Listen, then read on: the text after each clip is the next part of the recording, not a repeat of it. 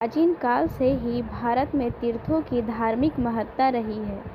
इसी महत्व को बनाए रखने के लिए एवं विशाल भारतवर्ष को एकता के सूत्र में पिरोने के लिए परम पवित्र 4 धामों की स्थापना 4 दिशाओं में की गई है। उत्तर दिशा में हिमालय की गोद में बद्रीनाथ, पश्चिम में द्वारकापुरी, पूर्व में जगन्नाथपुरी तथा सुदूर दक्षिणी छोर पर रामेश्वरम धाम स्थित है।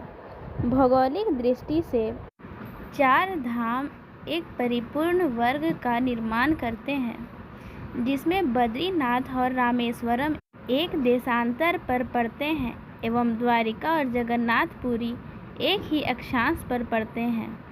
रामेश्वरम धाम हिंदुओं के सभी पवित्र तीर्थों में से एक है तथा प्रकृति की सुंदरता के साथ साथ ही यह तमिलनाडु के रामनाथपुरम जिले में स्थित एक विशालकाय और भव्य मंदिर है।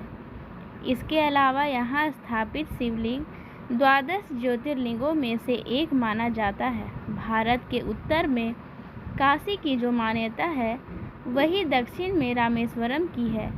पुराणों में रामेश्वरम का नाम गंधमादन बताया गया है। रामेश्वरम चेन्नई से लगभग 425 मील दक्षिण पूर्व में है। यह हिंद महासागर और बंगाल की खाड़ी से चारों ओर से घिरा हुआ एक सुंदर शंख के आकार का एक द्वीप है। काफ़ी समय पूर्व यह द्वीप भारत की भूमि से जुड़ा हुआ था, परंतु बाद में सागर की लहरों ने भारत और द्वीप के भूमि रास्ते को काट डाला, जिससे वह चारों ओर पानी से घिरकर टापू बन गया। रामेश्वरम मंदिर की ओर जाने के लिए कंक्रीट के 145 खंभों पर टिका करीब 100 साल पुराना पुल है। रामेश्वरम जाने वाले लोग इस पुल से होकर गुजरते हैं। समुद्र के बीच से निकलती ट्रेन का दृश्य बहुत ही रोमांचक होता है। इस पुल के अलावा सड़क मार्ग से जाने के लिए एक और पुल भी बनाया गया है। यहाँ दर्शन के लिए देश विदेश से लाखों श्रद्धालु आते हैं। द्रविड़ शैली में बना यह मंदिर निर्माण कला और शिल्प कला की सुंदरता का प्रतीक है। रामेश्वरम मंदिर का गलियारा विश्व का सबसे बड़ा गलियारा है। यहाँ भगवान राम ने नल एवं नील नामक 2 बलशाली वानरों की सहायता से लंका पर चढ़ाई करने से पूर्व एक पत्थरों के सेतु का निर्माण करवाया था, जिसे राम सेतु कहा गया है। यह वही राम सेतु है जिसे अंतर्राष्ट्रीय स्तर पर एडम्स ब्रिज के नाम से जाना जाता है। नल और नील को एक ऋषि का श्राप था कि तुम दोनों जिस वस्तु को भी पानी में फेंकोगे वह नहीं डूबेगी। यही श्राप सेतु बनाते समय भगवान राम के काम आ गया। इसलिए वह दोनों योद्धा पत्थरों को जल में डालते गए और एक विशाल सेतु का निर्माण हो गया, जिस पर चढ़कर वानर सेना ने लंका पहुंच विजय पाई। बाद में श्री राम ने विभीषण के अनुरोध पर धनुषकोटि नामक स्थान पर यह सेतु तोड़ दिया था।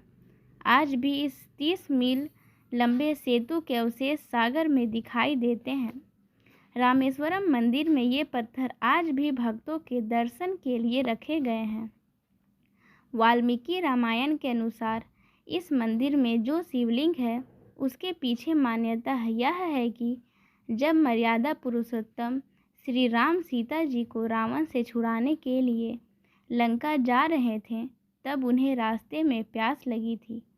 जब वे पानी पीने लगे तभी उनको याद आया कि उन्होंने भगवान शंकर के दर्शन नहीं किए हैं, ऐसे में वे कैसे जल ग्रहण कर सकते थे।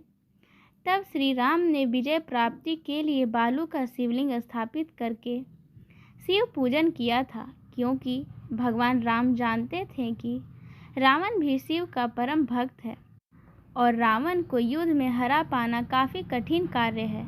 इसलिए भगवान राम ने लक्ष्मण सहित शिव जी की आराधना की और भगवान शिव प्रसन्न होकर माता पार्वती के साथ प्रकट होकर श्री राम को विजय का आशीर्वाद दिया। भगवान राम ने शिव जी से लोक कल्याण के लिए उसी स्थान पर शिवलिंग के रूप में सदा के लिए निवास करने को कहा, जिसे भगवान शिव ने स्वीकार कर लिया। और आज वह ही शिवलिंग रामेश्वरम शिवलिंग के नाम से जाना जाता है, जहां पर बहुत से श्रद्धालु भक्ति के साथ पूजन और दर्शन के लिए पहुंचते हैं।